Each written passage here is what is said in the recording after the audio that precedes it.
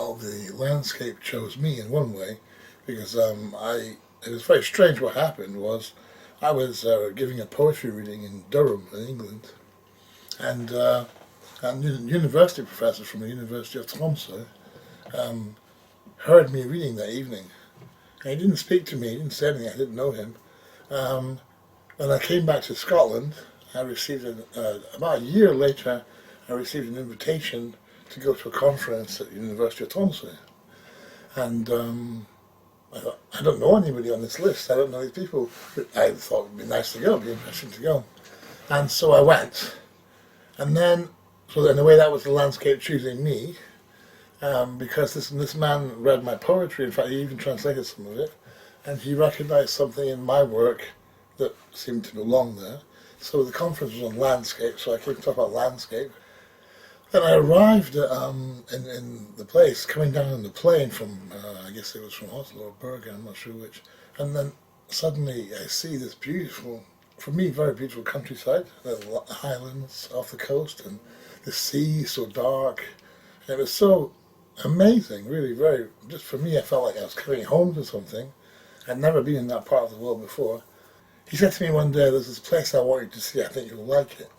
So we got in his car and we drove out to Cavallo. It was amazing. I became very attracted to this land, and then I wanted to see in different seasons, because I was there in midsummer. It's very beautiful and warm, and Then I went there in the autumn time, I went there in the spring, I went there in the winter, etc. And the more I went, the more I liked it. To begin with, I didn't know a thing about writing a novel there. I wrote some poems which came out of it, and especially when my son was 1 year old, we went there for the whole summer, and we rented a little hut, in fact, like the one in the book. I had this idea of a novel, and really the reason for that was the light. Try to describe this light. There's this very special light there. I mean, light is different everywhere you go, but for me there's this magical quality to the light there. So I set myself, if you like, the kind of challenge to try and write that landscape in that light of midsummer.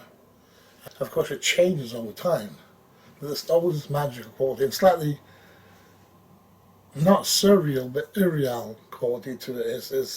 There are times when it feels like a dream, the whole world is a dream. So I wanted to write about that. Then the characters came, and the plot.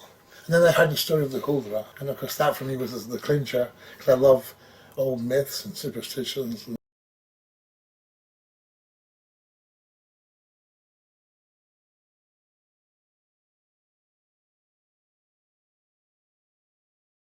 Yeah, I mean, when she comes to it, Liv doesn't know anywhere else. She's never been anywhere else in her life. So when she comes to England, she feels completely alien to that world. She's like a fish out of water, as we say. But also, I was taking part in a discussion one time about language and land use. And what's really interesting is indigenous people their culture has grown together with their use of the land, and they have the right language and the right terminology and the right subtlety to be able to manage the land properly. There's a great story by a friend of mine, Harold Gasky, who was one of the people who really helped me with this book. He wrote a poem, and it goes over several pages, and the middle section of the poem is different names for different reindeer, different kinds of reindeer. Because the Sami people and the reindeer herding Sami have lots of different terms for reindeer to specify individuals. And also alongside that came the words that are used as part of the songs and herding techniques of the Sami reindeer herders. And then alongside it also was an onomatopoeic thing of the sounds. So they're all running together. This is not meant to be just a poem, but as a performance also. How do I translate this poem into Norwegian and even into English? If you can't, just leave it in the original. Remind those people that we have the language for living in this part of the world. They don't have it, and it's really important, I think, that what we're doing actually when we destroy the lives of indigenous people and when we destroy their connection or uproot them from the land, we're actually destroying the land, because only they have the language and the techniques to actually manage that land as it should be lived on by human beings.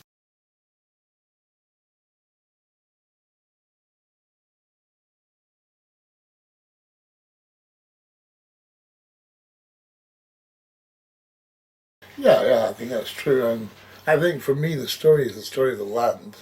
For me, the first thing is the land. Even when I wrote a novel, for example, completely set in an industrial town, it's still about the land, really. The relationship of the human beings who live there to that land. Even though that land is poisoned and, denatured. Um, Land is everything. The soil, water, these are the basis of our lives. In the future, our wars, our conflicts, our problems, political problems, will be based around water and soil, I think. People are talking about that with water now, but they also forget soil. We more and more we're going to be, having problems about feeding people. The population is growing. So these are the most basic things. Of course, the air, we've been more conscious of the air for a while because people living in cities can have to breathe that air. So at one time, for example, Paris was a very dirty city for air. London was worse. Los Angeles was unbreathable. And now they've had huge programs to clean the air because city people notice this thing. The great thing that Rachel Carson is considered by many people the kind of founder of the, in a way she's not, but kind of the precursor of the modern environmentalist movement, if you like, deep ecology movement. She made a point which everyone mocked her for at the time, but she said if you pollute water here, you pollute all water. If you put plastic into the river here, it ends up in the Indian Ocean. So this is the most important thing for me. And so even though maybe I'm writing a poem about love, or about waking up in the morning with a hangover, or whatever, the land will always be part of it in some way. My first novel was, on the surface it's about a psychopath who keeps children in the basement, but also for me, I didn't want to make too big a thing about it, but also the methods he used, or the methods that we use on animals to do animal experimentation. And I've always been disgusted by animal experimentation and demonstrate. I keep thinking the word in French. I had several demonstrations against this, and thought, well, I began to feel, well, in fact, people walking in the street, they may feel good about this, but it doesn't help. It doesn't make any difference because the politicians just ignore you. You have to find other ways of making your feelings about these things known. Now, obviously you can throw a bomb at someone, or you can, damage property or whatever. But there are better ways. You can just say, no, I refuse to buy this. I don't buy this anymore. And in fact, that's the way in which things have moved away from animal experimentation on, say, things like cosmetics. So that's a step. It's a small step. But we still have awful ways of managing the lives of millions of animals across the world. And so for me, I wanted to say in that book, these children, he treats them exactly as you would treat a laboratory animal, but they're children. And you recoil in horror from the way this man treats these children. We treat animals like that all the time, throughout the world. I think what's really interesting is the way stories get retold. The main story I've been interested in recently is the story of Narcissus. And you look back at the original stories, well, the original story we don't know, it's so far back, but written versions of it. And I go back to Ovid. And of course, what the important point, and Ovid makes a point to say it, is when Narcissus sees this beautiful boy, he doesn't know it's himself. So he falls in love with another. Then later on he finds out that it's himself, and that's when the problems begin.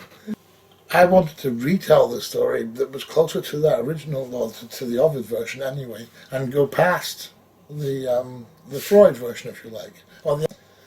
I grew up in a world where everyone was encouraged to despise themselves, actually, to hate themselves, to certainly not appreciate themselves. The Scottish say, who do you think you are? If you do anything interesting or original, they say, who do you think you are? And I wanted to say, well, wait a minute, don't we all have a right to be ourselves as much as we can be, and to actually like that? So in a sense, that's part of the theme of this book also, as they talk about that in a kind of abstract way. But it's also a question of, for Liv, It's a refusal of the things that she's expected to be, both by her mother and by society. They're different things. But the society would like her to be a typical teenage girl, to go and discuss makeup with her friends at the weekend, go around the shops trying out different lipsticks and talking about boys. And she despises that kind of life. It's just not for her. But then she's got to find a way of being who she really is. The other thing, of course, is that the society we live in now more and more is more conformist. So to be original, to be individual, to be yourself, these are things that are punished with society. So I think if we retell a Narcissus story to say there's something really wonderful and beautiful about Narcissus' recognition of the beauty of this person, then he finds out, of course, that it's his own reflection. And I think that the cautionary element of the Greek story is he leans in, of course, and he falls into himself.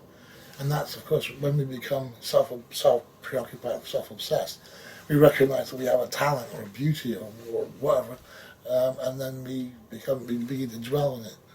If you lean back and you say, how can I use this in the world? How can I, relate this to the world? Then it'd be a completely different experience. Two things really. One is to talk about the idea of Narcissus, but also this beautiful idea that Narcissus is the first painter. The central character of the book for me is Angelica the Painter. She's I called her yesterday, we were discussing it yesterday, a monstre sacré. She's wonderful, she's beautiful, she's highly intelligent, she's a genius as a painter, but of course that means that she gives herself privileges. That she's a painter, and her obsession is with her art. She loves her daughter, I think, but she's obsessed with her art. And her art is what defines her. Art is an illusion always, yeah. I mean, I always think of Cocteau's phrase, je suis le mensonge qui dit toujours la vérité. But it's always a mensonge as well as the truth. So that's what the artist hopes for, to create an illusion which tells the truth more fully than a documentary, say, would do. Illusion is also used to deceive people. So Liv notices that her mother creates a world of illusion around her to protect herself. So this woman is doing both kinds of illusion, and of course you have to see her through Liv's eyes, but we also, because we see her through Liv's eyes and we know that she's a different person, different perspective, all of the characters are seen by Liv, so the voice in the book is Liv's, who's creating her own illusion. You have to surround that person with a kind of chorus, if you like, to give clues to where it might be different. And of course, Liv is now 10 years older, so she's telling her story of herself 10 years ago. So also she has some skepticism. And she says, it was impossible this could happen, but it happened. And then when she goes to England, we don't think of her as crazy in the first part of the book. We think she's just someone telling the story. When she comes to England, it's so clear that this is a woman who's very much on the verge of losing touch with reality. We don't know, but then she comes back and she's safe again, if you like. But now we know that she is disturbed. So then I hope that from that point on we look at everything she tells us and say, did she imagine this? Did this really happen?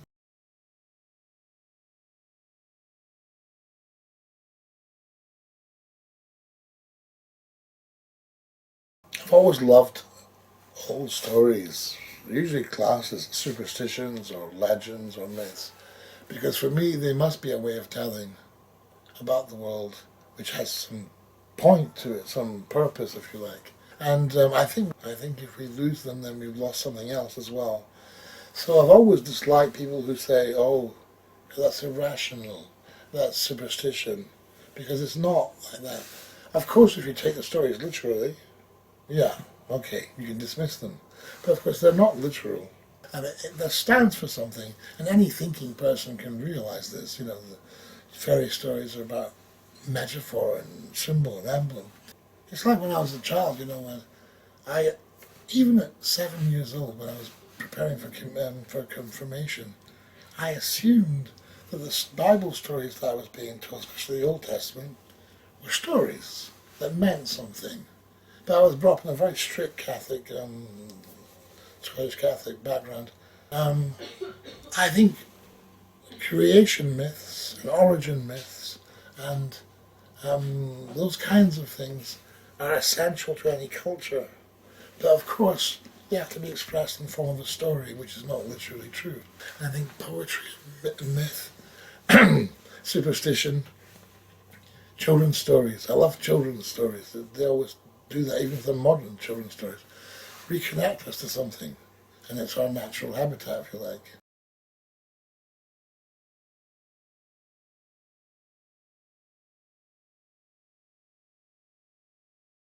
Well, actually, also in the book is a couple of references to old Sami stories, and I was really grateful to discover the kind of world of Sami.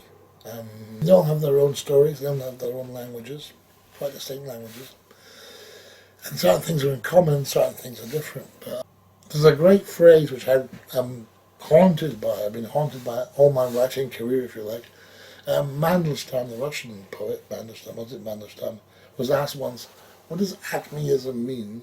It's a kind of nostalgia for a world culture.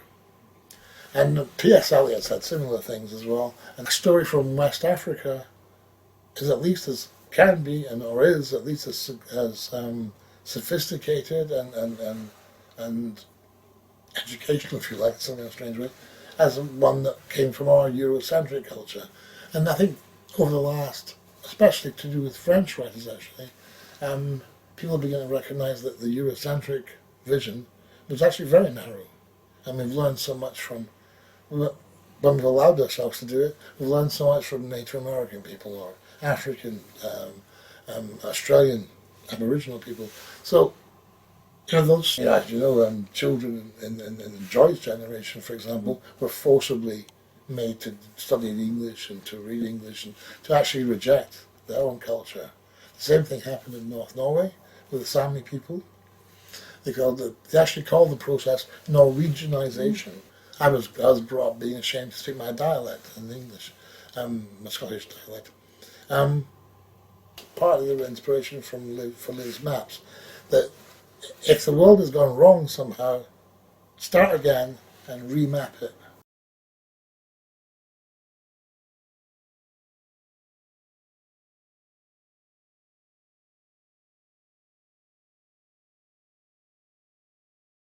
Chardin's my favourite painter, and I remember I can't remember how old I was, first time I came to Paris, I went to the Louvre and there's several Chardin paintings there.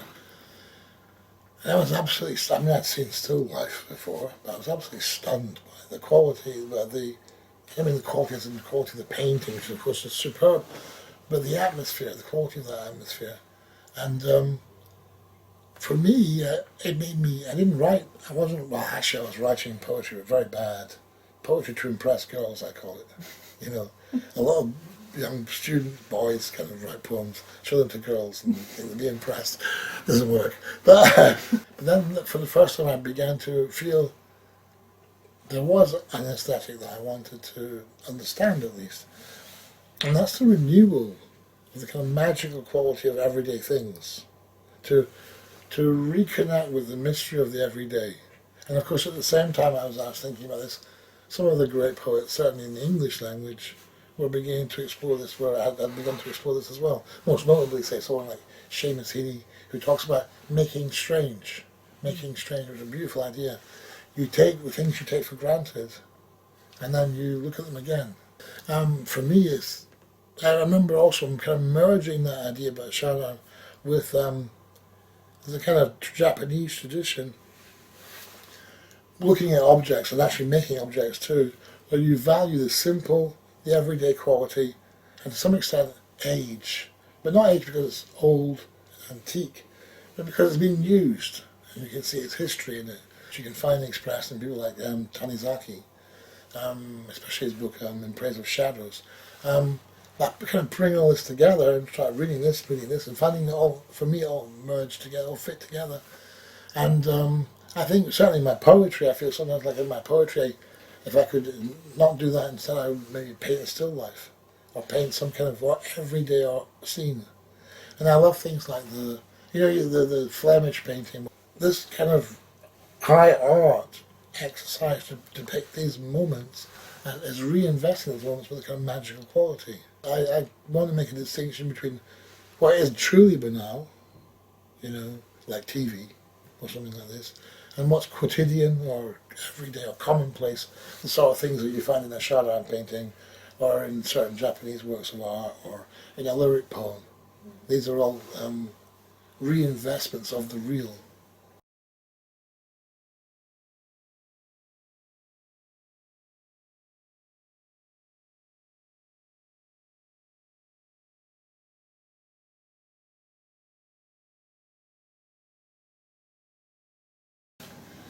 If you understand what Well, I sure, mean. but the first thing is the seeing thing. Is there are two kinds of seeing.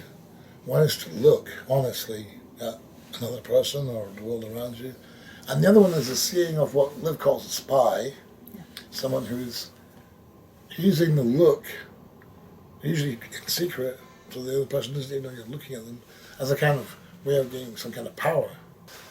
I read a lot of the philosophy of Levinas when I was a student, or just after when I was a student, I think, and the idea of la figure was very important for me, the idea of the face of the other. And of course, any work of art, painting or poem or whatever, presents itself, it's a simulation, it's a piece of artifice, but it's trying to be sincere at some level, even though you maybe have an unreliable narrator and a story that couldn't possibly be true. There's a sincerity somewhere in it, which is about, this is how I feel about the world. And I want the reader to feel that too, or to feel their version of that. So there's all kinds of levels of looking and presenting oneself looking and being looked at as well, which is really interesting. So of course we can all be looked at too much. I think Angelica, one of our problems is in life, she's hidden herself away for a reason. I think it's a number of reasons, but she's a very, very beautiful woman. And so she's being looked at just too much. She doesn't want to be looked at all the time like this. Not as herself, but as this object. Also, the only things she creates in her world are paintings which get looked at and assessed and judged in monetary terms, And I don't imagine many painters paint a painting thinking, this is a $5,000 painting, this is a $50,000 painting. They paint because they want to express something and they want to, and she's creating something and people just look at it and say, they put a price tag on it. So everything about her is looked at. And I think she goes to the north to hide from that looking. And even when she finishes an exhibition, she doesn't go. Mm-hmm. She has the man come with a van, he picks them up, he takes them away. And she likes him because he doesn't look at the paintings. He just puts them in the van and drives back to Oslo. So looking there's all kinds of levels of looking and there's all kinds of intentions involved. And sometimes they're power, sometimes they're arrogance, sometimes they're violence, etc. So that's the first part I wanted to say, but I'm losing track of the second part of your question. The map that Liv makes is impossible because it's a one-to-one map. There's no such thing. That can't be a map. She isn't making it. She calls it maps, but she knows she isn't making a map. She's remaking the world, and the only way she can do it is as a map. But she wants to find the map in which the objects, the events, the objects, the people, etc., that she remembers could possibly be explained in some way logically. Because her dilemma it's a dilemma that more of us face than we admit, is that we know logically how the world operates, and we have experiences which don't make any sense logically. And the usual thing is to dismiss them. And Liv's impulse, if this was a less important thing, would be to just to say, well, that didn't happen because it couldn't have happened because it's not logical. But it has had such grave consequences, and she was the only witness of all of it together, that she has to say, well, why is it that I saw something that's impossible to happen, and yet I saw it happening? Now, maybe she's insane. And we do tend to say that about people. If they see things that we don't think are logical, we call them crazy, or eccentric, or artists, maybe sometimes. But there are experiences that we have that can be explained by what we think of as reason, can't be explained by what we think of as logic. And the most interesting logician of the 20th century, Wittgenstein, said this. He said at the end, you can only use logic to point out errors or to show tautologies. But everything about the world other than that is mysterious. I think maybe one of the things that artists do is to say, yeah, this works, but this doesn't work. And maybe there's another way of looking at this. And it won't seem impossible then. I mean, it'll actually seem highly probable, that experience.